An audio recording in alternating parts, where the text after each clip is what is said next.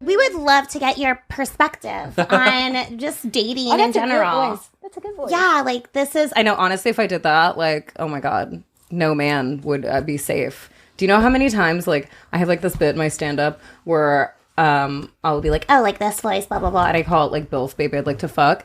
And how many times a guy, after a show that I've done that, I've been like, oh, is it weird that I, like, think that voice is hot? And I'm like, of course you do, you fucking dumbass. Like, I literally am, like, speaking like I have a mouthful of cum. Like, I'm like, can I... Yes, daddy, please. Whatever you would like, No, my you don't dear. have a Betty Boop, Marilyn Monroe fantasy. do you know how many men just want to secretly fuck a baby? Like, I feel like they just are like, they're like, damn, dude, that little baby, that fucking little baby voice is hot. I'm like, I think you want to fuck a little girl, bro. You know how many men fetishize me?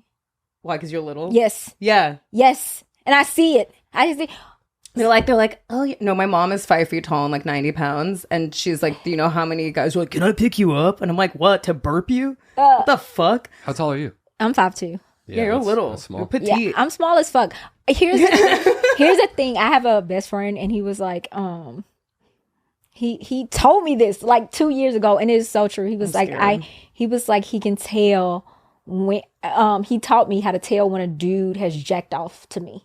Wait, how can you tell when a guy jacked off to you? Before I just want to move this slightly just so we can. All right, that's perfect. Like, we gotta hear. You gotta hear this. Yeah. So I've been around you for years and stuff, and first of all, I can already tell when somebody likes me because they act all. And then What if they're just like that naturally? Yeah, but it's a different energy. Okay. You know how we know when a dude is like, Yeah. Oh, hey. And you're like, you sound like you're falling off a cliff. your lesson, your lesson is long, but you're short. Oh, yeah, no, you know how many times we're like, Nina, like Nina Pinta Santa Maria? What's up? My name's David. Like, oh, that's a line that I got in second grade when we learned about like fucking Christopher Columbus and shit, when they lied to us about it. No, dude, I fucking Colonizer. Yeah, how can you tell if a man has jerked off to you before? Dude, he told me if you've been hanging around a dude for a long time, like 2 or 3 years, or they're more familiar with you, and if they talk to you, or if you see them and then they touch you, or they touch you in a familiar way, they've jacked off to you because they like familiarize themselves with you. They're like, what's wrong with you? I already had you. You know why? Because wow, that's interesting. They've already fantasized about you. Like, in their I've fantasy. been, and when they come to you, they like, we have been together. Wow. Wait, can you verify this? That's fair. I'd verify that. I think that's true. Have you ever jerked off to somebody you feel like, oh, I shouldn't have jerked off to that person? Yeah. Obviously. Bro. Yo, who was it? Fucking. I'm scared. I'm getting really scared. It was probably just like someone, just like, you know, you're not in your friend group, but like you're like, oh, I'm really attracted to this person. What about like someone's girlfriend? No, I wouldn't do that. Come on. But it is. There has been a time where like I've done that, and then someone starts dating that chick, and I'm like, oh fuck. Because I always have this question: do guys actually jerk off to like specific people, or are they just like porn? Like, I feel like guys are just like, oh, this like girl's mouth is open, who's like, yeah, and then that's who they're jerking off to. But are you jerking off to like, oh, Miss Miller, my fourth grade teacher, like for when real? I was in fourth grade, yeah. No, I wasn't. Why were you doing that in fourth grade? No. You have your a dick when you were in fourth grade? No. sexual appetite. I had zero. I do remember that's when I first discovered or like heard about masturbation. Was my buddy came into fourth grade and was like, yo, I jerked off yesterday, and I didn't know what it meant, and I was like, that's crazy. It's awesome, dude. Keep that up. And he's like, okay. Yeah. I remember when I first learned that like sex was like a penis and a vagina, and I was in fifth grade. And so I was like 10 years old, and I had to like pretend like I knew that. You know, when you're a kid, you need to be like, oh yeah, for sure. Like my friend's like, well, you know, like when there's like the penis and the vagina. And I was like, I had to like hide the fact that I was like white as a sheet. Like I just learned that. I was like, white as a sheet. I was like, what? I was like, oh yeah, no, for sure. That's how it's done. That's how we're all here, man. I don't even know. I don't even. I think just rubbed up against. My parents didn't. I thought it was a rubbing action. Too. I thought it was rubbing. First of all, my dad wasn't around. My mother's an immigrant who's like from the Middle East, so she's not gonna talk about sex with me. She's not gonna be like, okay, when a man loves a woman, he does like this thing, like it's like she couldn't speak to me about that shit. Yeah, my parents are Irish Catholic, and they didn't immigrate here, but my dad was around, but they didn't. They were around all the time, and it never came. They would rather like yank one of their own teeth out than talk to their child about sex, because then they're like, I don't know, I can't talk to my son about sex. He's gonna think I'm gay. Exactly. And I would have been like, Dad, shut up, you're gay. I think like 90% of people just did not get like any type of talk. I just used to see people humping on, like, children humping on each other. Oh fuck yeah, I did that. And you knew like that was like, say, I don't even remember how I learned about sex. Well, yes, I do. I went to a black ass high school in the projects, and people was pregnant. Like they used to send. They used to send. Where'd you grow up? Birmingham, Alabama, 205. Holy shit! Is this my camera? My camera, so they can see it. 205. Get familiar with the area code. But I got overzealous. See how I get overzealous? She scraped herself. But yeah, they sent like young girls. It was like 12-year-old girls and shit. At my high school, they had a program called Young Mothers. Oh my Holy god! shit. Yeah. Well, that's why I think that's because there's not sex education. That's when they get pregnant. Because like I feel like that's the only way like a 12-year-old gets pregnant, because they don't know that that's like how you have a baby is like by having sex. Or like I've heard, fucking California scared me. I used to volunteer, like as a peer-to-peer teacher. So I used to like a big sister sort of thing. We're like, no, like relieve teachers. Like they used to have this program where you go in, you relieve teachers in schools. You just read to their class or whatever. LA, and I wanted to go to the hood because I'm down for my people. That shit is so motherfucking scary. Like wet. Like okay, so in Alabama, pregnancy. Like, yes, okay, like motherfuckers is fucking. It's the only thing to do in the South. Also, it's like also like no fucking abortion rights there, right? Like it's like, is there like, can you get an abortion there?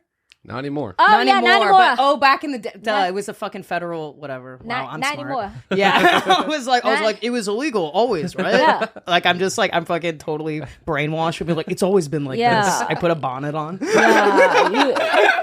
gotta get your abortion before 4th of July of last year. But it's like one of those things where like when I came to LA and I started talking to these kids, like children, like yo, like LA move motherfucking fast. Like it's stuff that I would never even know about. Like there's a 12-year-old boy on crack. Jesus. In LA, or is it? We talking about LA. The conversation, yes. LA. No, it's crazy because I grew up in Orange County, which is not. I'm not gonna do. I'm like 9 for 9. I hate it there. See. What's y'all say? I think it's this one. What's y'all this say? one. Whatever. I'm doing a hand gesture for you listeners out there. But, wait, are we on? Yeah. Oh, already? Yeah, dude, yeah. got your ass. She's like, dude, I'm asking Oh, picture. y'all got the whole part about how I know to do masturbate? Yeah, Yeah. that's a good part. Oh, That felt pretty strong. Yeah, you didn't name any names. You're Yeah. safe. You just sound educated. You just Yeah. sound like you know what the fuck you're talking about. oh, you. Now, like Oh, you literally, got me. your voice totally changes. Oh, you got me. Now I have to be studious. But no, I grew up. People don't realize that if like in LA, my dad lived in LA for most of my childhood too, so I was like back and forth. But I did cocaine for the first time when I was 13 years old because my friend stole it from her dad. Because like I was doing drugs like very young, like in like a big city. Like same with my friends in New York. My friends in New York are like, oh yeah, like you started doing cocaine like in middle school. Like it's like it was so easy to do and get, and like literally dating guys that were like 10 years older than me when I was like a teenager that were like musicians and shit. And then like retrospectively, I'm like, wow, like I was like probably like kind of a pedophile. Yeah, But, like- well, not even kind of. Yeah, just like I'm trying to soft pitch it. I'm trying to like not be like, oh, I was maybe taken advantage of. I don't want this to turn into a psychological pod. Question: Yes. What were you like as a coked up 13-year-old? The worst person. Hilarious. Imagine being around her. Teenagers are already insufferable. Like a 13-year-old is like one of the worst people you've ever met in your life. True. I think that literally people between the ages of 12 to 17, like they should be like shipped away. They should be like go to prison for a bit and then come out I think because 12 to 19. they're pieces of shit. Burr has like it's I haven't like resonated with anything like this. He goes, but I forget what the timeline was. He was like, there was a time in my life where I should have been chained to the side of the house like a dog. He's like, I should have been like an outdoor person, just like not allowed to like come around. I was like, that's true, dude. Man, white people, y'all be sadist. What the fuck? Who would chain? He said chain to the house. What the fuck? Dog. like a Like you dog. like a Rottweiler. I get it. No, I get it. But it's like, goddamn, you. No, but boys, Yeah, like, but it's true. teenage boys are like the most terrifying thing to me because I'm like, you're fucking jerking off all the time. You're probably like wiping your cum on walls, like being, because they're all freaky. They're all like proto serial killer brains. So they're like, ugh. And then they kind of get a little more like normal because they like have to pretend to society that like they should like be employed and like get, you know, like Employed. and like get like have love and stuff like get a wife. But like, no, a 13-year-old. Okay, when I was 13 on coke, I was probably the worst person. I'm already very talkative to the point where like it's to the point where sometimes I'm like, I'm talking and I'm like, why can't I stop talking? I need to shut the fuck up. So imagine being so unhinged as a 13-year-old, no inhibitions, and then just like snorting a line of cocaine. And by the way, like any drug, I don't know, like when you start drinking or anything like that, but like I did everything as a teenager. And when you're a teenager and you start like, we smoke weed for the first time, you drink for the first time, you're like, oh, I'm going to get the most fucked up anyone's ever gotten in their life. Like you don't now we're all like microdosing mushrooms. I would just be like, oh, let me like chug this fucking pop off bottle of vodka to see like what happens to my brain. And with cocaine, I'm pretty sure I did like the line the size of my pinky. And this was like father cocaine. Like this is my friend's dad was a Vietnam War vet. So I'm like, I'm sure that was probably the best cocaine I've ever done in my life. 100%. Yeah. Like he wasn't fucking around. I'm just picturing you in 8th grade with like a really long pinky nail, like walking through the halls. Well, dude, I did cocaine in school. Like because I did a lot of coke in high school.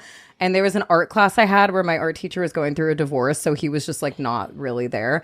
And so we had, it was like 6th period. I think it was when I was like a junior in high school. But like they had us at like these tables together. It wasn't like individual desks.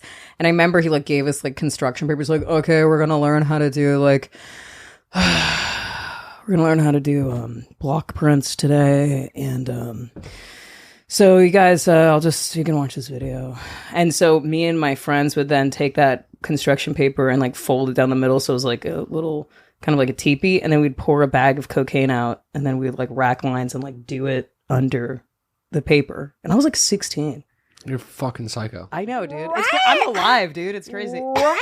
Yeah, I'm glad I made your drop and you're like, I met a 12-year-old to smoke crack. And I'm like, check this shit out. Yeah. Yo, and you know what's so fucking funny about me? I have never done drugs. Really? Like, obviously, as a choice. You're just like, never smoked weed. Never smoked weed. Well, I smoked the pot in the pandemic. Let me tell you. Trying to impress somebody, my motherfucking ass. Who? A guy? Obviously, right? That's neither here nor there. Now you know the camera's on. You're just like acting like you're on trial for something. You're like, I'll plead the fifth. I mean, I'm Jeffrey Epstein. I'm like, I will invoke my right to plead the fifth. Every question. I'm not saying shit, but yeah, I never did drugs or drank.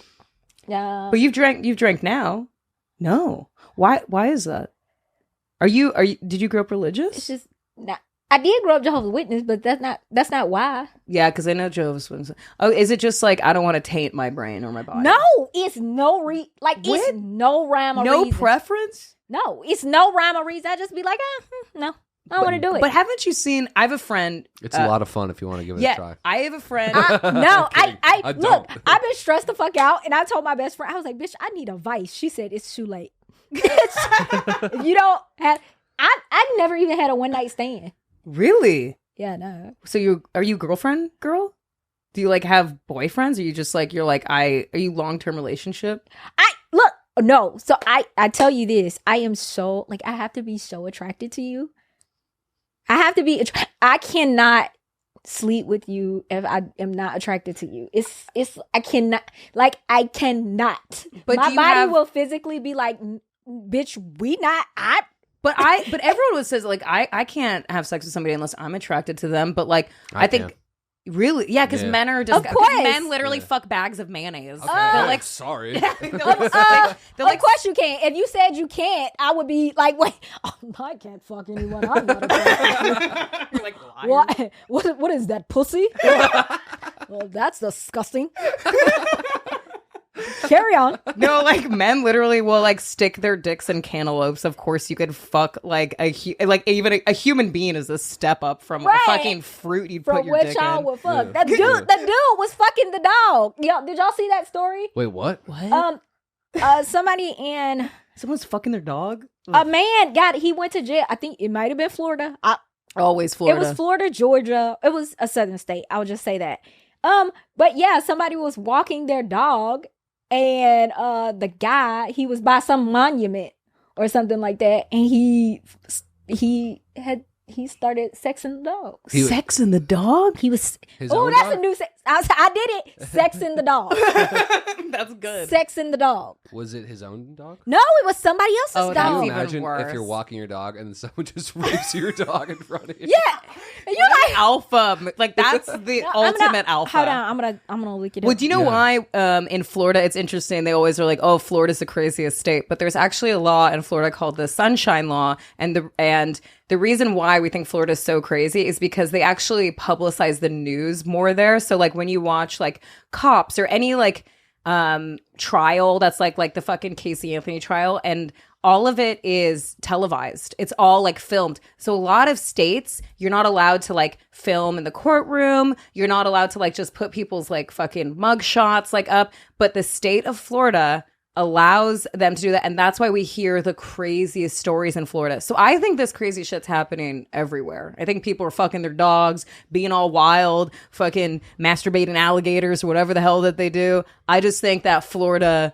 is publicized more because of this law, and that's why we just think it's wild. It's definitely Florida, and Of course. and I'm not a dog person, but it was a golden doodle, Oh, no, that I is mean an hot attract- dog. It's an attractive dog. a golden doodle, and You're gonna- That's an expensive dog. it was too. somebody he knew, and he was walking their dog, and What was the dog wearing?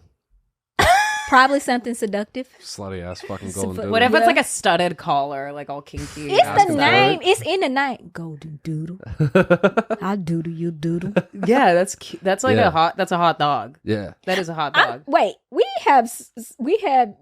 need Segue. to digress. Yeah, we need to digress because we need to. Okay. No, we need to talk about you doing the drugs. True. And so many drugs. I'm still on that, Nina. I'm like, what the fuck? You just willy-nilly just doing drugs, not even worry about your heart or nothing. Okay, it doesn't come from like this healthy place of like I am an experimentalist. Like as a teenager, I was like neglected and like I come from like not a great situation family wise, and so you're just like it's like any rebellious teenager. They're not just rebellious for the sake of being rebellious. There's something that they're yearning or missing that they're trying to chase or achieve or something. So if you're I don't know, being rebellious to probably get attention, doing drugs because I was probably like sad and trying to like disassociate. I can say this now as an adult with like, retrospectively and being like, oh, wow, what a hurt small girl. You know what I mean? But Just at the come time, just lay on the couch. yeah, I and know. tell I me. just like lay down and like, yeah, this is always a therapy session. But I think at the time I was like, I'm just fucking badass. Like you just think you're a baller. And then as an adult, you're like, wow, what a hurt person. Like, that's so sad. But no, I was just wild. And here, I will say this. It wasn't like all doom and fucking gloom. I had a blast. I really did. And like, I still do a good amount of drugs. I like drugs. I think they're fine. I totally respect people that don't because I have a lot of friends that don't drink at all. But usually the people I know that don't do drugs or drink, it's because they like did it before and they're like, nah, not for me. Not even like they had an issue I with swear it. to God, people be like, what's wrong with you? I'm like, what's wrong with you? Ain't shit But wrong with you're me. just raw dog in life. Right, I like- can't be up here all the time. Fuck no. I need to like, dude, I have to fucking take a Xanax to get on an airplane because I'm like, if I'm on an airplane, I'm not on Xanax. I'm like, we're all gonna die right now. Yo, I was literally telling somebody that the other day. I'm such a cerebral person. I lose so many relationships because I will sit somewhere and be thinking, yeah, this was Tuesday. You said Wednesday. It's Wednesday at 3:00. Remember 7:45, 2002. That was you. Yeah, That was you need a drink so you forget about the minutia of this shit. I'm a control freak, and yes, on the fucking plane, I'd be like, Yeah, what's gonna happen? yo. Do you think the control freak aspect of it? Do you think that's why you're like, I just want to kind of like be in control of like my everything that's kind of like a part of me. Like I want to be on top of it. You know what? I never really even thought about that shit. Like it's not a conscious thing where I'm not gonna drink because that's so bad. I didn't fuck with people who be fucked up. You know what I mean? And I don't judge. Like I never judge. I mean, in relationships with people who be like fucked up, but I'm like, yeah, but you don't want to like. it's hard to date some like if a guy's like an alcoholic, I don't fuck with that. People have really not fuck with me because I don't. They were like, you don't do nothing. I'm really? Like, yeah. They you know why? Because they're probably afraid. They think that you're like judging them. Yeah, and you're like, I don't really give a shit. I've dated guys that are sober, and it was kind of nice because they were. It made me be like, oh, I'm just like. They didn't judge me if I drank, but I'd be like, oh, I'll have like maybe one drink. You know, if you are have you ever like dated a chick where like you feel like your entire mode of communication and hanging out pertains to drinking? And you're like, oh, we're only drinking. I think that, and I've dated guys where I'm like, this guy's so fun. And then we, you know, because we're like going out and having drinks. And then when that's totally removed, I'm like, wow, this guy has no personality. He's so fucking boring. But he's made, like, people that are really alcoholics, they will put that in front of their entire personality. And they don't even realize that. It's like why people that are drug addicts, like if you watch Intervention, they're like, oh, they're seized by the drug. Like if you are like on meth, like you're just a meth head. You've lost all of your personability. And people that are like really hardcore alcoholics, they almost become this homogenized like mono people of just like, you're just an alcoholic like all of these other people. There's no like idiosyncrasies about them, or they lose like the subtlety that makes them them. Yo, you wanted to say something. No. I feel like you just listen to me and be like, really? That is most of the podcast is me going, wow, I didn't know that. Liam is a young boy, so I just feel like, you know, this is like an educational thing. Yes. It's This is for a school project. This is your internship. Yeah, this is pretty much legally your internship. No, I was just like talking to this person and I really, really liked them. And it didn't dawn on me. Because you know how you don't do some shit, so it doesn't dawn on you that somebody else might be. This has happened to me 3 million times in LA, in Hollywood alone. What? Like people be on drugs and shit. And I have a natural high. I will be in the fucking party like, hey. Yeah, like, going on. Like this. And then they'll be like, you want some more drugs? I'm like, I'm not on shit. They'll be like, you don't do anything. No. Yeah, and then they're like, what's wrong with you? And you're like, I don't know. I'm like, happy. But this person I was talking to, like, it didn't dawn on me that you have a drinking problem. Like, shit would be like so good. And then they would have a drink beer every night that they would come home from work. Or like be talking to me. And I'm like, you was drunk. Oh, is this like you like didn't realize until like, did it take a while from dating this person? You're like, wait, you are always drinking every day. Yeah. And I'm like, oh, you not saying, because we would be like, I hate arguing in a relationship. I hate it. I'm, what do they call the people that avoid arguments? What? Oh, avoidant. Like you, are like peacemaker. Are you just trying to like? No, it's something else. Another word. It's another word. Somebody used it the other day. But I'm the type of person, seriously, I will shut the fuck down before people hate that about me. Like Stonewall. You're just like, I can't. Yep. Cause I'm like, I think the world should be butterflies, roses, and sunshine. Like for real. It can be peaceful. Like I like peace. Like I like peace where I'm at. And especially if something is going good and then that shit changes for me, and I'm a Pisces too, so I'll be like, oh, I can't. Oh no, I can't can't handle this shit. Like, wait. And I'll be like, shut down. You know how there's like, they say like there's like fight or flight. There's also like freeze, and nobody talks about that. I freeze. Like if like some shit's going down, I'm like, oh, I'm definitely gonna like die, because I'm like, if I'm in an argument, like I hate getting into arguments. I just am non-confrontational. Like, non-confrontational. Yeah, me too. I think, but women, I think, are usually non-confrontational, because they say that like they were like choosing kind of attributes that like a lot of like just generalizing men and women, and like, oh, a lot of like, these are the characteristics that like men usually have. These are the characteristics that women usually have. And one of them in women is agreeable.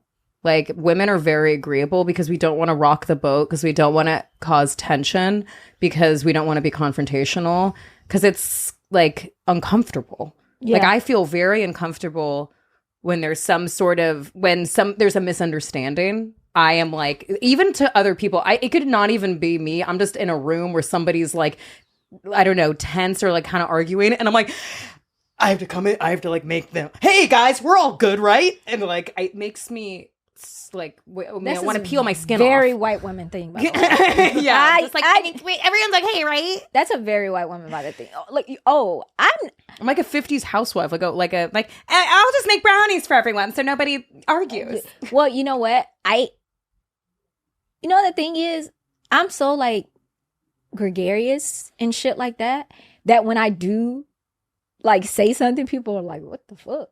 You know what I said the other day? I think bitches who have this is what I said. I said, you know what? I told my best friend, I said, you know what? I don't think I get along with women who didn't get along with their mothers.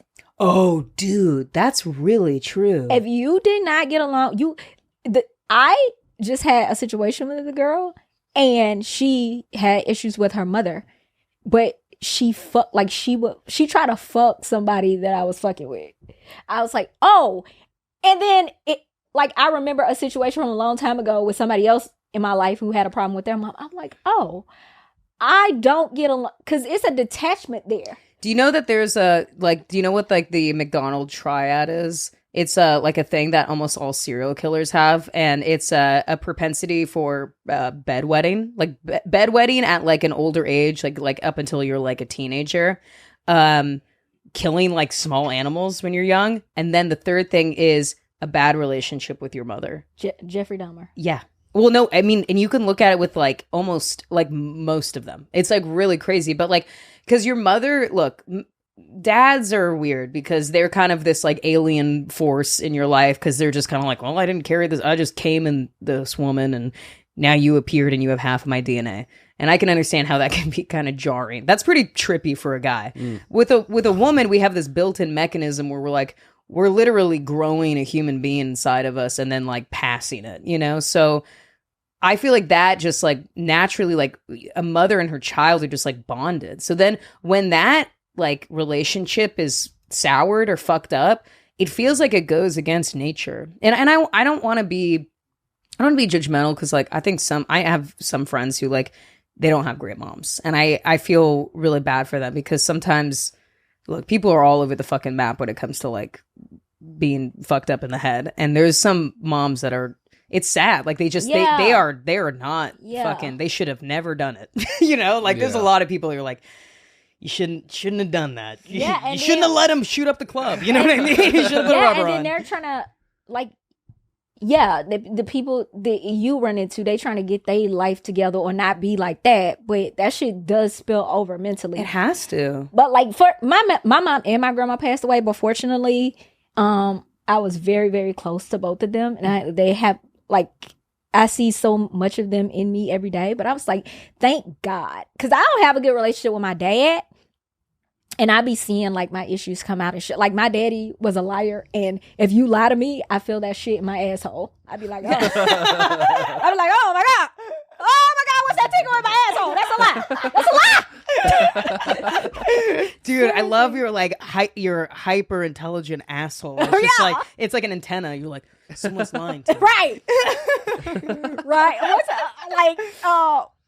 But that's a beautiful legacy though to have. It's like how your grandmother and your mother live on through the teachings that they gave you, you know? Yeah, and if you living your best life gives their lives like meaning. It's like you are every day like making like really giving them an ode to like, you know, to like cherishing their memory. I live my life to make them proud.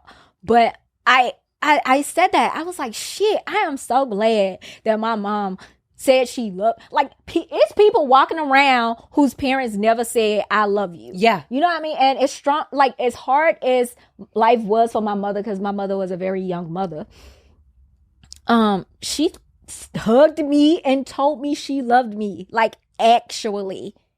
And she was not perfect, but, like, the fact that I know, I'm like, oh, it's okay. Like, I'm sad that my mother is not here. That's an integral part of my life. But I'm like, I know my mom loved me. Like, it was never like the day before my mom died. Like, she literally said, I love you. You know what I mean? Yeah. Like, I got to experience my mother love me and sacrifice and see all of that. And I'm like, oh, when people don't have that shit, it's like a real, as a woman, I'm not speaking against women. I'm just saying that's some shit I can see. I'm like, oh, you will fuck everybody. You will be my friend and you will fuck behind me because you don't know how to have relationships with women. Yeah.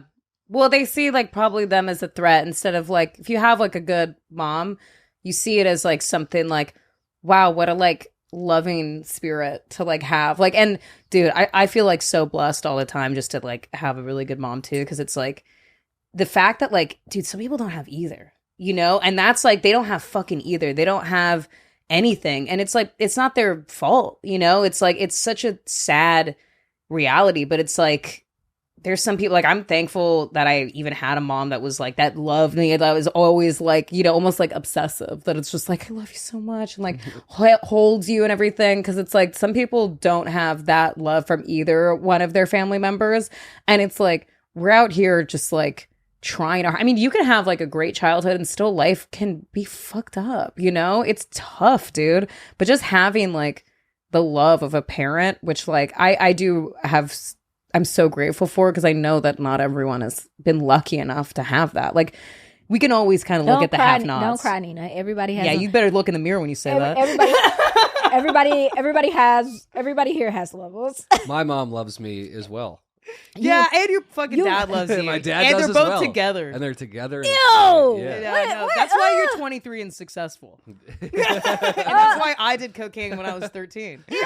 We are not the same. You're 23 and your parents live in the same house. Ew. That's so nasty. Yeah, dude. Like, That's what people always say. Like, they're like, dude, no great comedian has parents that are still That's together. not I'm like, true. shut the fuck up. That's so annoying. rude. It's like, no, it's not. Like, you can have a great life and you still be funny. You're just not writing from a place of like, I'm angry and nobody was there for me. It's just like, you can write from, I'm chill. I think because hurt. That's what they said.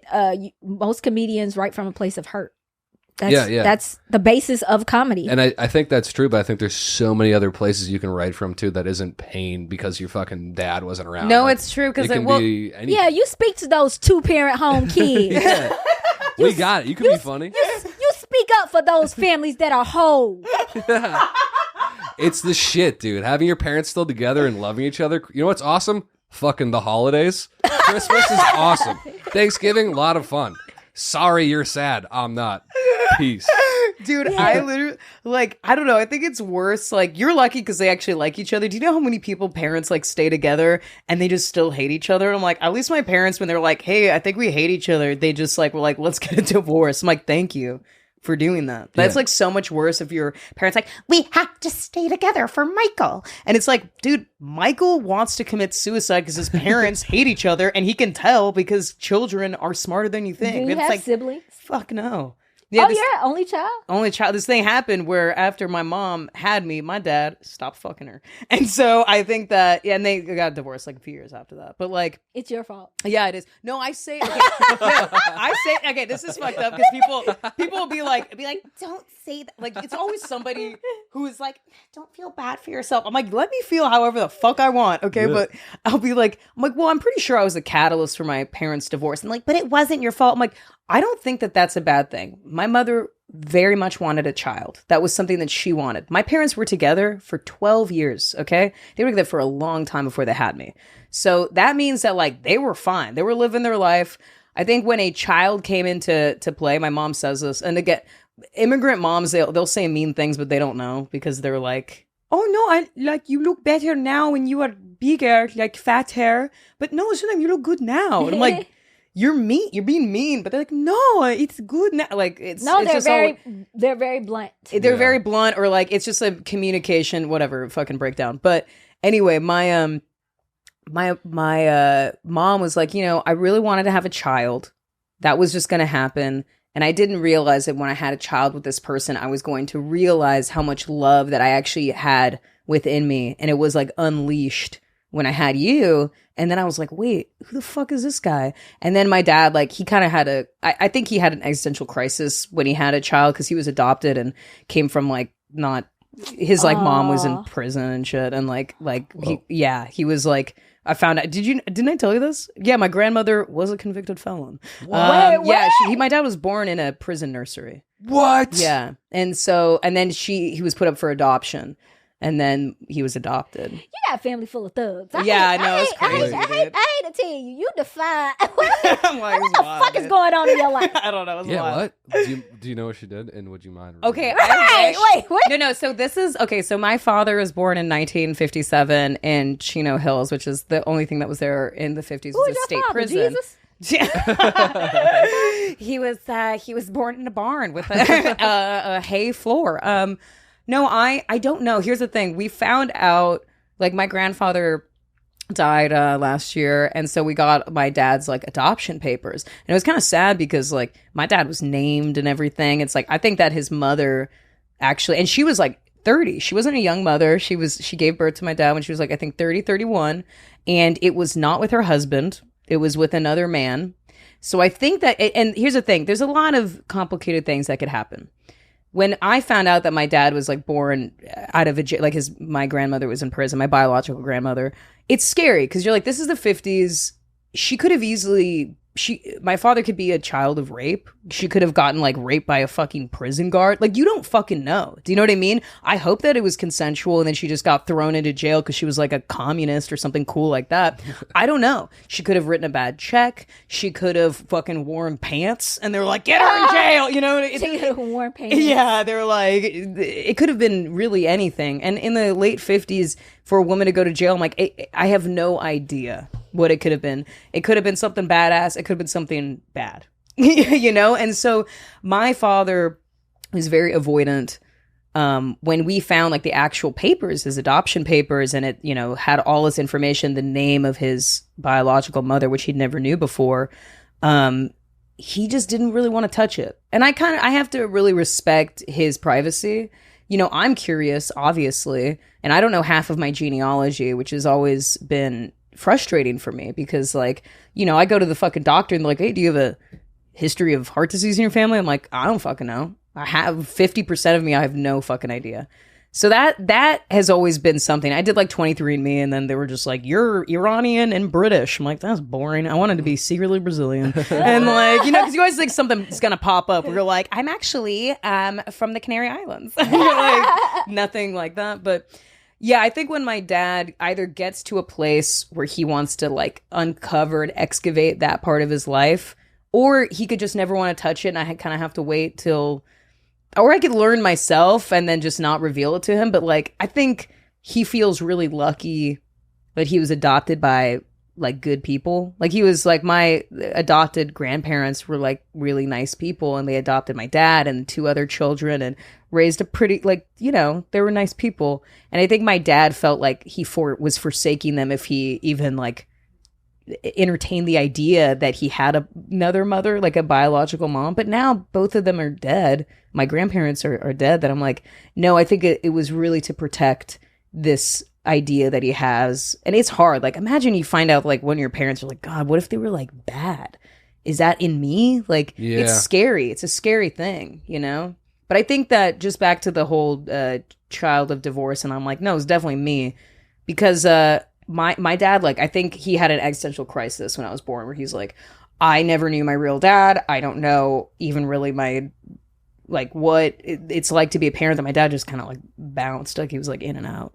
And so I think that like that really triggered him in some way. And then my mom's like, well, fuck this. Like, he's this shitty father. Like, I'm going to divorce this fucking guy and just raise her on my own. Like, now he's just an impediment. Like, he's like a fucking cross that I have to bear. I'm not going to take care of a grown ass man and this fucking baby, you know? So I don't know. Damn, this got deep. Yeah. I'm like, so, you guys see any good movies lately? No, we love it. Yeah. It's got prison. It's got drugs. It's got sex. What element are we missing to get this on Incest. Universal Studios? It's got everything.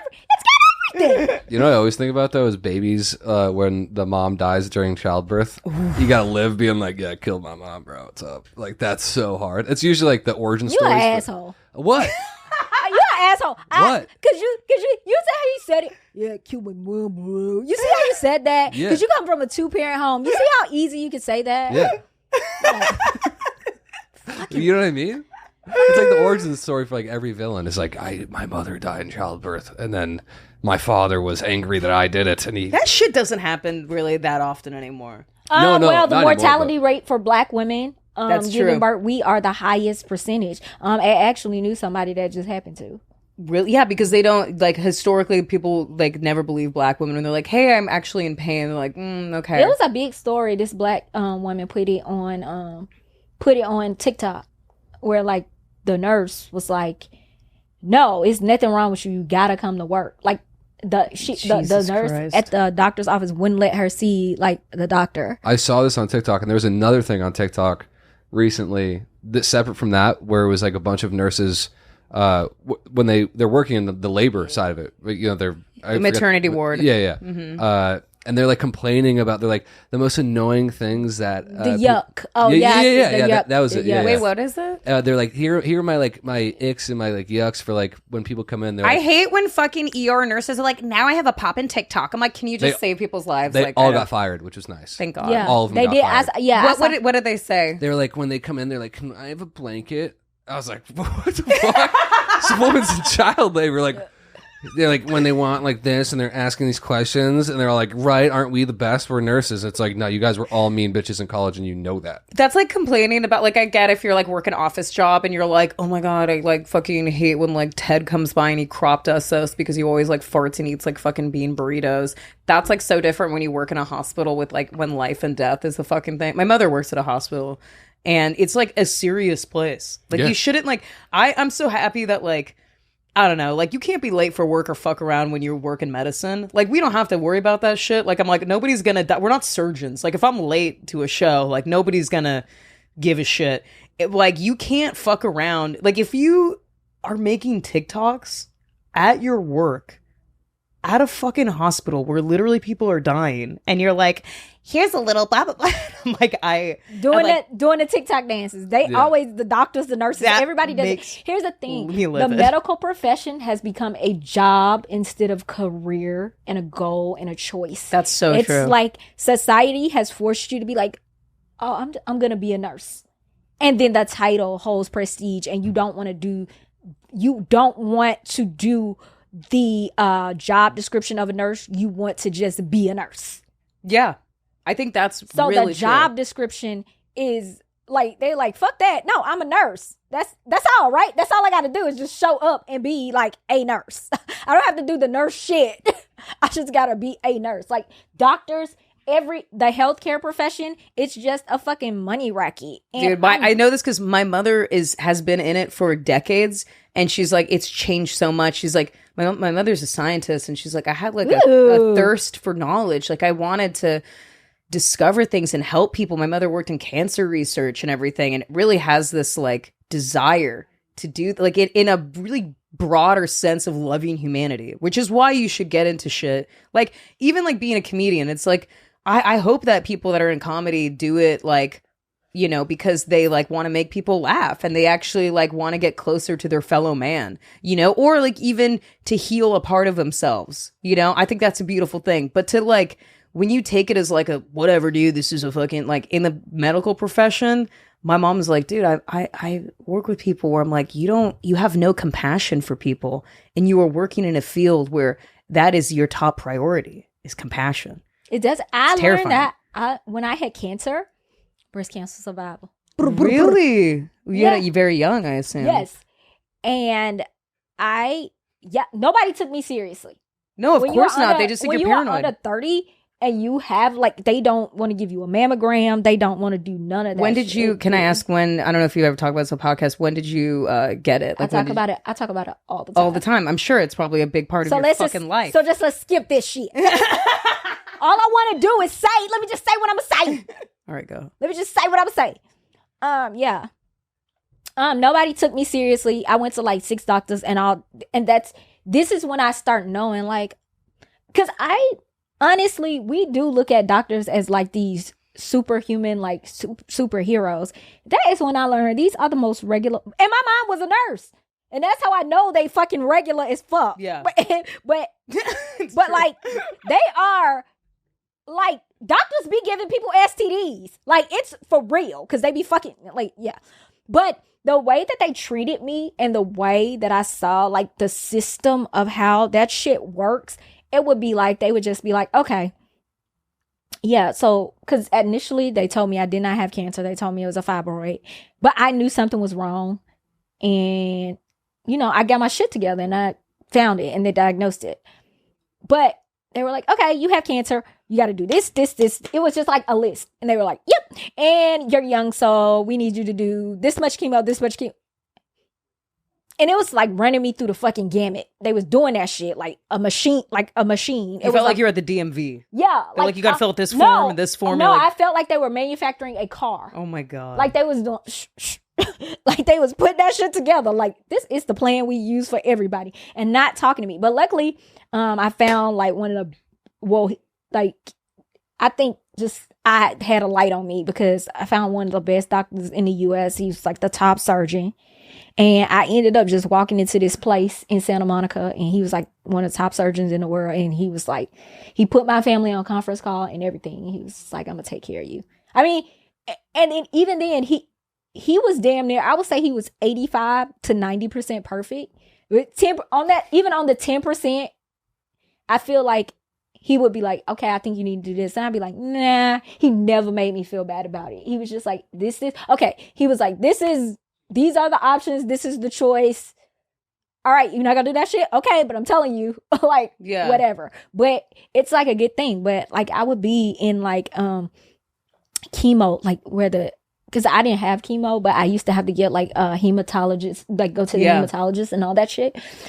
But see like these old people, and it like I do cry every time I talk about it because I just picture like, it's just imagine like 20 to 30 old women all the time, because you know they do groups, they do the chemo. Yeah, hematology. My mom worked at a hematologist. Like so they do all these people, and they just take like these. I just see all these people without old women without like family and shit, or like people, and they just take them in a room and they just strap them down and they put chemo in them, and nobody. This is the day I knew that nobody questioned them or questioned medicine or none of that shit. I went in. I had. Like, after I had radiation, I had, like, this big-ass fucking knot on my neck. It just came one day, like, out of nowhere. And I was scared.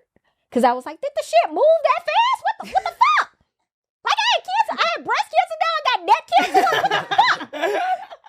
Like, damn, you move quick as fuck. Trying to get this little runt. Right. It's trying to take me the fuck out. So I went in. And after a while, like, even you don't even speak to the doctor. Most of the time you speaking to a nurse when you go to the hospital. So yeah, I didn't talk to the hemo. I was going for like the checkup and the visit, and I was like, yo, what the fuck is this on my neck? And she was like, I don't know. Well, we're gonna test you for some things. And I was like, okay, what are you gonna test me for? Bitch was like, mono. I said, bitch, this is not mono. And then she was like, and then I was like, No, I literally, because like I was trying to be patient, because I did a lot of research on myself, and like that forced me. I should have went to medical school, but and then she was talking, and I was like, "Girl, what?" I was like, "No, it's not mono. It's not none of the shit. What the fuck are you talking about? I had radiation. There is a lump on my neck. I did not have this shit 2 days ago. Like, what the fuck?" And then she was like, "This is when I knew shit was." She was like, "Well, I have an article at home. I can bring it in." I said, "Bitch, I can read? What the fuck do you mean you have an article at home that you can read?" That's what she told me. She literally sat there and was like, "I have an article at home that I can read and maybe tell you what." What? Like a story?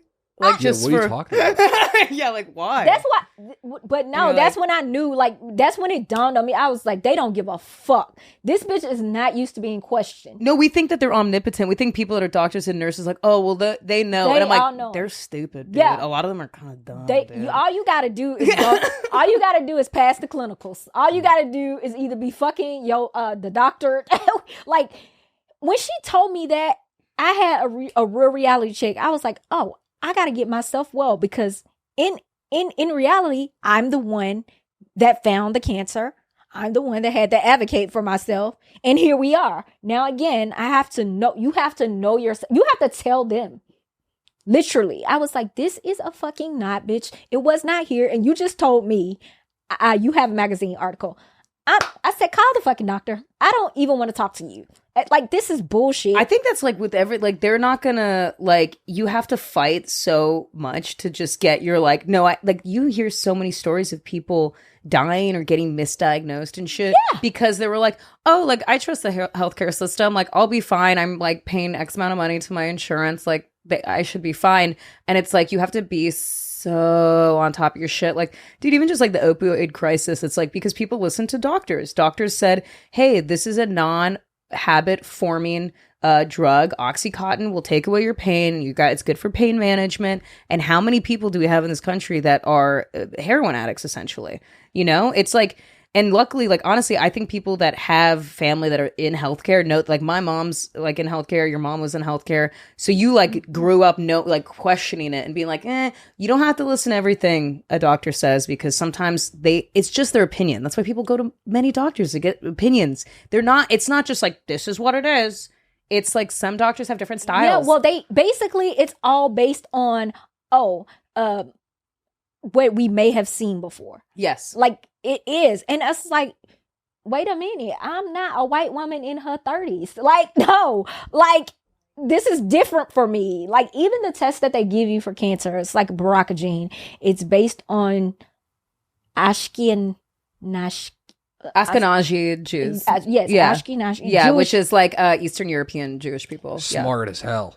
Ashkenazis. They're like have the highest IQ out of like any ethnic group there is, apparently. They're incredibly intelligent. Well, they have the Barocogene is actually based on a study done on that particular group of women.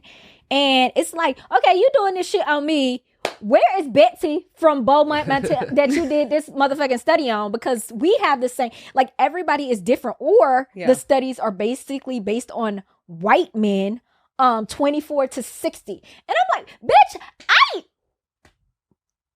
Well, I mean, historically, too, like, their reason why it's so fucking crazy. Like, anytime, like, in gynecological stuff, there's barely any research done because, like, there's not really, like, a desire to, like, research that shit. So even, like, stuff with, like, bacterial vaginosis or, like, yeast infections, they're like, we don't know. And it's like, women have been getting these for hundreds of years and you don't know. It's like, well, we just they don't really care to study. Like, there's so much, like, research on, like, erectile dysfunction, which is something that, like, doesn't harm somebody, you know, and it's like, oh, my dick doesn't work. But there's literally the, like, a pill for it. Yeah, but it's like literally exactly. But it's like, there's no pill for it if your pussy doesn't work. No. And there's no pill for cervical cancer. They're like, we don't know. Sorry. Can't have kids invent one. What's we got ours. They do that. The only thing they do is like HPV. It's like they make HPV. But HPV is like the most fucking innocuous thing ever, where they're like, yeah, we don't know. We don't even know if you have it. The human papilloma virus. It's like, so if women get it, this is how much they don't know about it. It's so fucking stupid. So there's like 53 different strains of it. Some of them are cancer causing in women. They can't detect for it. If you have an abnormal pap smear, sometimes they're like, well, you might have it, but we don't know. And then, so they could be like, I don't know, or your pussy is just like a little funky that day. Maybe you ate too much cheese and the pH is off. Or you could have cancer. We don't know. Anyway, see you next year. And you're just like, Jesus Christ. I mean, like, it's I just want to terrifying. say my pH levels are always good. They've always been great. You do little strips in there? Keep carrying on. I do. Just for the record. I do test milk. Yep, it's all good in there. It's all healthy. It's just like I left it 2 weeks ago. What is it? September? It's like I left it in June. Probably because you don't put any bad shit in your body. You don't drink or do drugs because that's what, like, I think that's like what disrupts people's shit. If I had a vagina, it would smell bad. Also, yeah, if Liam had a pussy, it would reek. Yeah, it would be really bad. What, dude? My vagina would smell bad. It would be like, there would be like oozing some sort of substance. you can take care of that. It's bad to have a bad smelling vagina. Sometimes that shit gonna happen, but you would have pride though. You gotta have pride in your pussy. I would be like, yeah, whatever. Don't be a bitch about it. Get down there, sir. Ian, have you ever had Liam? Liam. I'm gonna call you Ian from now on. No, you do look like an Ian. No, I call you Ian. Okay. A complete like you. This is my 5th time calling you Ian, and you never corrected me. What? Oh no, I thought you were saying Liam before. Sorry. Liam, Ian. Whatever you prefer. Honestly, dealer's choice. In this climate, I'm really not one to correct you right now. I gotta let it slide. You're like, sure, I'm Ian. Honestly, whatever you're comfortable with. Oh, that's so good. That was good. I'm not. Liam. Yeah, Liam. It's close enough. Liam. Have you ever had like a stinky vagina? Mm-hmm. Yeah. Not like one or two in my lifetime. Like gone down on a girl with a stinky pussy, or like fucked a girl with a stinky pussy. If you go down there and it smells, you still like you're bailing. Ugh. I'm bailing. Wait, immediately? You got to give it a few licks to I'm like a fucking pilot when he's about to hit the ocean and he's just like pulling up. Just like try not to pass out. Like doing the breathing techniques. Like, you trying to land? You like when you trying to land the plane? He's like, yeah. Captain Phillips over here trying to fucking. Yeah, I'm landing in the fucking harbor. Wait, how you stop? How do you stop? My head will be down there. So you'll travel down. I'll travel down. Obviously, where else would your head be? Right, true. And then if I smell anything that's off, I'm just like immediately like, nah. So you pop up. Yeah, go back up. And then you don't even. Do you have sex?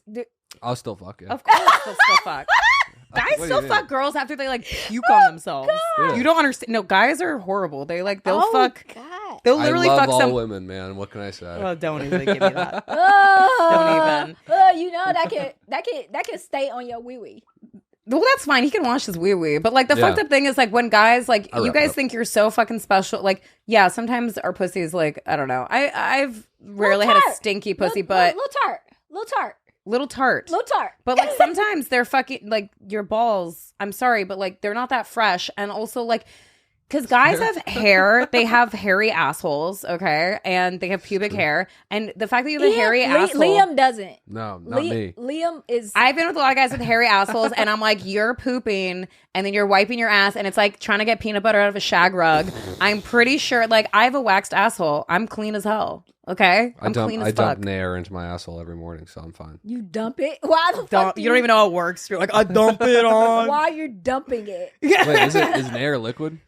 Yeah. Oh, I don't know. Let's talk to the person who uses it all the time. Yeah. Liam, you tell us. Right. It's applicable. You caught me in my lie. Yeah. Nair smells so bad. I used it as a teenager because I was like, I'm Persian, so I had to I was like, oh, I need to like not have like fucking hairy. I need to not look like my uncle Farid right now. So I was like, oh, it burns your hair off. So it literally smells like burning hair. Right. That's what I said. Why would you create something to take hair off that smells like ass hair? Oh, it smells the worst. It smells like a chemical burn. They've been trying to update it as of late. And they're trying to rebrand Nair. I'm like, it's not gonna work. It's Nair Febreze. I'm like, no, bitch. They're like Tide Pods, brought to you by Nair. And you're like, nah, dude, I don't know about this. No, they're like, just put a little soap on it before you rub it in. I'm like, no, it still stink. And then you smell that. So can I give you a secret? Let's do a secret. In high school, I used to nair my mustache. Very rich blood. Very, very. I got hair on my knuckles. I'm hairy as fuck. Yeah, ditto, dude. Yeah, I did the whole fuck. I spent thousands of dollars to get laser hair removal, and I still have to get waxed. Like, it's still like my jeans are just like, we're back and we're back, and I'm like, all right. Well, at least you'll keep your hair in your head. Yeah, that's a good thing. That's a one get. Look, I naired my mustache one time, and I burned myself, like the skin. Yeah, the skin. I mean, you can't leave it on for too long. It's like bleach it. And they it's started bad. a rumor that I had herpes Oh. because I had burned myself with nair. That's the worst rumor to have in high This school. is why I'm saying literally kids between the ages of 12 to 19 are the worst people on the planet. They're like the worst. They're mean. They're I literally didn't like, even know what that was. yeah, of course not, because you're like a nice girl. I didn't even And know. you're like, what's that? What kind of Pokemon is that? Is that when a Charizard becomes a Charmander? Like, A herpes? and I was like, I sacrificed the skin on my lip. So now I have a mustache, and now I got a rumor started about me. Like, what the fuck? All I want is the mustache gone. I didn't bargain for You all almost this. are just like, you're like, I don't even fuck, guys. I don't have herpes. Yo. I don't fuck. Wasn't even. That's why I didn't know. I was like, yo, I'm a virgin. I swear to God. I don't know sex diseases. What the fuck is that? Yeah, you're probably good. You probably never had a sex disease. Yeah, You're a one-man woman. have I had a sex? Oh, well. So, Ian, Yeah. Yes. I've definitely fucked around and found out. I've definitely I've fucked fucked around. around and found. I've talked about it in this podcast a little too much. Where I've made the mistake. I made a mistake. I made a mistake that you could take a pill for. I had chlamydia. Twice. Chlamydia survivor. Breast Chlamydia cancer survivor. survivor. Yeah. Wow. Yeah. I feel your Oh, you won't get the best of me. No, I You feel look- you. I feel you. Look, I think that's what the fuck it is. It's people, because I've even been promiscuous. I'll be like, nothing. Let's not. Well, I even know do- you got to. huh? Dude, fucking peel back the curtain. What's up? Spill. What were we gonna say? No, but it's like no, but that shit is like, how the fuck did I'm not even a whore? No, it doesn't. Yeah, that does suck for you. Yeah. No, okay. I 'Cause had. at least, like, if you get an STD, you're like, well, at least I had fun being a whore. Core. I know. Right. You didn't even get the fun. You're I supposed deserved to it. be. You're supposed to be wild and out of control. I remember my friend told me. My friend was like, "Yeah, I got a divorce and I lost my fucking mind." She was like, "It was a time I thought I had AIDS." I was like, "God damn, bitch!" Oh. She went far. Like, Yeah. she skipped all the STDs and right to the. Yeah, right to the fucking the boss of all the STDs. AIDS. Deficiency. The magnum opus of all fucking STDs. The Tom Brady. Of Yeah, the fucking AIDS. goat of STDs. Yeah, I was gonna say I Magic don't. Johnson. I mean, He is. I've lived some life now, but I've had fun. But I know I still haven't been with that many people, but I know I'm like, yo. And dudes are such, y'all be lying, like, fuck, you be like, hey, you gave me something. No, you got it from somebody. Who? No, it's such a lie. My friend, dude, this is fucked up. A girlfriend of mine, your styles has not been with that many people. Got fucking chlamydia from her, like her and her boyfriend were together for years. Then they broke up. And then they sometimes you You're go still back, fucking. whatever. And so they fuck. He gives her fucking chlamydia. And she's like, you gave it to me. And he's like, no, I didn't. And she's like, it's okay. Like, you didn't cheat on me. We're already broken up. But I haven't had sex with anybody but you. But So you. you 100% gave it to me. And he's like, yeah, I don't know about that. But- And I'm like, you fucking piece of shit. Why dude. the fuck not? Come on now. Do you, because men are the fucking carriers. You're the fucking carriers. Of what? Chlamydia? No, STDs. You're the carriers. That can't be true. You're like a bee with pollen. Yeah, that's like with your fucking stinger. What about the girl that got it? No, we Yeah, no, that's true. we The are girls the got it. house. You're the carriers. Well, what if the house fucks the carrier? So look, yeah, that's what I'm. Do you know what a carrier means? That you implant it into people. What? You carry the fucking disease to other motherfuckers. But what if he's an untainted carrier? If he's just a normal guy? you can't. You have to have a package to carry it, right? Yeah, but I don't have any STDs. Now, if I go and I have No, sex with a young I'm lady, not. No, I'm just saying when that's how STDs are spread. You guys are the carriers. That can't be scientifically accurate. No, because I've definitely given somebody it. Yeah, Yeah, see? because somebody gave it to you. Yeah, but I gave it to somebody, so I was the carrier. You didn't have it first. Oh, this is like a chicken or the egg type of thing right now. Interesting. Yeah, who was the first person that got chlamydia? It's got to be a guy. No, oh yeah. That's like syphilitic dick. It's like why they say like, oh my God, who was it that made like horrible choices because he just had syphilis of the brain? It was What? Oh no, because like syphilis back in the day when it was untreated. That's why penicillin was such an incredible finding because people would have syphilis and it rots your brain if you don't. Yes, that syphilitic brain. This happened to like this. Is what happened to, like Blackbeard? They said like this like why people kind of went crazy. It happened to oh my God, what is the fucking guy that Tom Hardy played when he like had to wear that crazy fucking fat suit? Not in the darkest hour. Al Capone had syphilis and it made him go insane, allegedly. And that's why, and because it rots your brain. It's like literally infects your brain. It's pretty fucked up. Ketra, are you seeing anybody? Do you have a boyfriend? Well, you're in my business. Oh my God. Okay, fine. Well, we should ask one question actually. Yeah, what was what was the worst date you've ever been on, you think? Like at Oh, start that's to finish. such a good question. Yeah, it's the worst day you've ever Oh, me? Oh, I thought it Oh yeah, thought- you're our guest. yeah. You don't. I thought it was you. I was thinking about this the other day. This was horrible. Oh, this fucking actor. This actor, actually, he was in a couple of movies. I want to say it would say The Last Dance too, and Scary Movie, in some other movies. But it was like when I wasn't even living in LA here. I was just coming out here. I just came out like to visit one time, and I went out with this guy because I'm like, I'm going out with an actor. Yeah, it's fun, and it's just me. We went to this motherfucking restaurant. What's the restaurant? Are you familiar with Ventura Studio City? Not quite. Not quite. There's a spot, Vivian's. Okay. It's a spot called Vivian's in Ventura of Studio City. First of all, this motherfucker, I had to pick him up. Yeah. What? He couldn't take an Uber? No. He's like, can you pick me up? I was like, What are you fucking from soccer practice? You're like, you got some gushers in the back seat. Help yourself. There's a Capri Sun. So he was like, yeah, can you? I was like, you don't have no car? Like, you an actor. You in stuff. Because that's how he sold me. I was like, ooh. I looked him up. I was like, ooh, you in stuff. Yeah, you're like, that's hot. Right. He's successful. That's hot. Right, Yeah. right. He ain't got no motherfucking money. And so you picked this guy up. I had to pick him up. We went to Vivian's. We went to breakfast. We saw Wayne Brady. We sat next to him, laughed at his kids. I was like, ha ha. I was like, good time. The check come and he's like, he get it. He look at it. He put it back down. I look at it. I'll leave it there. Because surely, motherfucker, I just picked your ass up and you in the movies.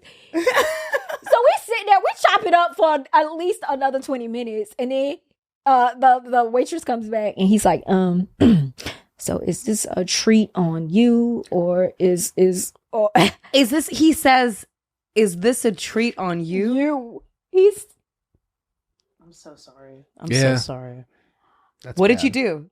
Did your jaw fucking drop to the floor? Yeah, because first of all, at this point, I'm like 22. And so he asked you out.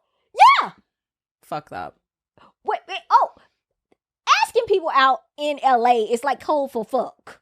And how you want to do it? You want to just do it now, or you want to act like we gonna shoot the shit? You want some conversation before the fuck? Like, it's not. It ain't no real date in LA. Like, ain't nobody sincere in this bitch. Yeah. And I mean, now that I know the games, he was like, I was like, you know how they do those things on like the Twilight Zone, where they put you in the hole and your body is going back. And you like transport. You're in the sunken place. You're like, yeah. I was like, is this my life? Did this motherfucker? You were like, am I dead? Am I? Right. Am I in heaven? Fuck, I'm in hell. Because first of all, I'm from the South, so dudes like literally pay for everything. Like they very chivalrous and everything. So I had never been asked to pay for like a date. So I was like, and you an actor. But not even that. He didn't even say like, do you want to split this? Which I think is not good. especially to ask you out. But the fact that he's like, oh, are you going to pay for the whole thing? Is this a little treat for me? Is this dinner? Is Yeah. this a treat for me? I've been like, you. Why'd you use the word treat? I'm not gonna have sex with you. You have to use the word treat. Only pedophiles say the word treat. Right, yeah. That's what he said. Is this a treat on you? I was like, a treat, motherfucker. So how did you get out of this? And, here's how stupid I was. Oh, I should have left. I should have left him right there. Anyway, he paid. He did pay. He was like, I got it. I got it. but he acted like he was a hero. He's like, I got this one. God, I'm such a good guy. Which I still should have left him right there. I should have left him. You were 22. I should have left him the fuck right there. But I ended up dropping him off at his house. But then this motherfucker would be like, you can park. You want to come in? And that's when I had it. I was like, boy, get the fuck. Wait, so you left though? Yeah, I was like, get out of my car. Oh, you're better than me. I probably would have been like, Yeah, that sounds great. You're in the movies. I have to fuck you or I'll be rude. You just bought me a meal. You deserve it. Whatever you want. Do you want to fuck me in the ass? No. Whatever hole you prefer, sir. It's, the world is your, and my body's your oyster. How about that? No. Shuck me. You were such a nice person when you were 22. Every story is just like, yeah, and then I let him spit on me and choke me out, and then I gave him like $1,000 and I left. okay, first of all, hyperbole. Not true. Yeah, I know. No, I just couldn't advocate for myself because I wanted love, and I was like, I guess if I just let this guy have sex with me, that's okay. Because he's like, I don't, like, it'd be mean if I didn't. I thought it was like mean if I didn't have sex with somebody if they like wanted it. What? Bro, I'm Yo, okay now. I'm better now. Don't worry, I'm better now. I still be holding on to my pussy so tight. I'm like, I be holding on to shit. Like it's a golden You know ticket. how- You're yeah. fucking Charlie Bucket. You're like, I can't let go. You know how people, when you give the cashier your money, your last dollar, and you be like, that's how I be holding on to my pussy. Like, You take it away the last minute. You're like, actually, no, I don't yeah, think so. so I need it. Yeah. I don't need that cigarette. I'm good. I'm good. Really, seriously, that's why the other day, this person that I'm seeing said, you fucking crazy.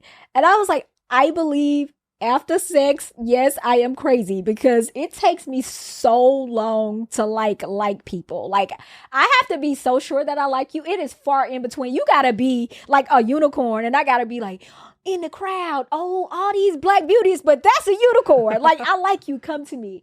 And I definitely like know immediately. So it goes from like, I just met you, Liam. Like this conversation is going so well. I love you. I love you. And then if we have sex, like, I really love you. And then us like, you did. How, like, do you wait a long time? Do you like to make sure? Or no, you just know. And then you're like, your intuition is like, this is the guy I want to fuck. Yes. Has your intuition ever led you astray? Yeah, all the time. Yeah, you make mistakes. All the time. Yeah. All the time. All the fucking time. It's like, I'm so bad. Not all the time, because but it's rare. It's rare. So when I like somebody, I'll be like, oh, I gotta hold on to you. I don't know when this gonna happen again. And that's what happens. And then I get fucking crazy. I'm like, look, we saw each other naked. We should probably be married. That's how I feel. Get out of town. I love you. I don't know how. Like, but aren't you? No, okay. I feel like I have low tolerance. I suffer no fools, and so like sometimes I'm like, yeah, that guy's hot. I'll have a good time or whatever, and like maybe we hook up, and then I like get to know him. I'm like, this guy is kind of a dud. Like he's boring, or I don't really want to hang out with him anymore. Doesn't that happen to you? I'm not gonna fuck before I talk to you. No, but sometimes it takes a while. Like you're like I've like fully like, you know, gone on like several dates with a guy, and then we did the whole proper timeline, maybe like 4 dates. Then we have sex. Then I'm like, you kind of get to know them, and then maybe like month 2, I'm like, this guy's kind of dull. Like I'm good. You date for like I've dated guys for a few months and been like, nah, not for me. It's like, it's not like I made a mistake. You got to know them a little bit more, and then yeah, you're like, I think recently, like with the alcoholic, I was like, because I was like, this is it. Like, we should be together. And then I was like, you a fucking alcoholic. None of that shit you said was true. Like, I don't believe none of that shit you said. You mean to tell me when we did the thing, that wasn't even you? Yeah. That wasn't even like There's a Jekyll and Hyde thing that sometimes happens with like people that like drink a lot where like you can't trust. It's a scary thing. You got to be like a little on edge, and like they don't reveal themselves like till like later. Like sometimes you're like, wait, is this? Holy shit! Wait, they like need to drink all the time, and then like it literally you feel like fucking Haley Joel Osment in The Sixth Sense. You're like, oh my god, they were not Haley Joel Osment. I feel like Bruce Willis in The Sixth Sense, where I'm like, I was dead the whole time. You were an alcoholic the whole time. Holy shit, bro! Yeah, you got my ass. Also because it's not like alcohol or alcoholism has been present in my life, like so present in my life where I can just recognize it. So a lot of shit hasn't been present in my life where I can just recognize it. So I'd be naive as fuck. I'd be like, oh, you do. I was dating somebody for like 6 years, and then they told me in like year 2, year 3 that they were on meth when we first met. On meds or on meth? METH. Wait, 100%? Wait, what kind? Okay, is it like I don't classy know. meth, like fucking Adderall, or is it like I'm hitting a glass pipe meth? I think so. I don't. Oh my god! I didn't even ask a lot, but they're like, "You changed my life." I didn't even know. I was like, "You was whole ass doing the shit." Wow, we was like when I first, like when you approached me and we talked. Did you notice a change in him when he stopped? Like when he got off it, we're like, "Oh, like he's changed a little bit," or were you like? This is not like what I don't even. Did you only know when he told you? Were you like, oh, there's something up? I don't even know. Well, that motherfucker was crazy. Period. But so that's probably why I couldn't distinguish it. Like, is it meth or is he just psycho? Yeah. Is it meth or his life? God damn. I was like, wait. So you were on meth? Like, you were on meth? Well, like the whole time, because it was a fast and furious relationship. You know how you meet somebody and He was a Vin Diesel to your Paul Walker. Yeah, you just fall in love like immediately, and then the further we got, I knew, like, I knew something was off, but not meth. You're like, I couldn't fathom when this it was, movie. I was like, oh shit, I gotta tell my family I was fucking a crackhead. What I'm gonna do? Like, oh, I got crackhead pussy. Oh my Oh, God. god. Fuck.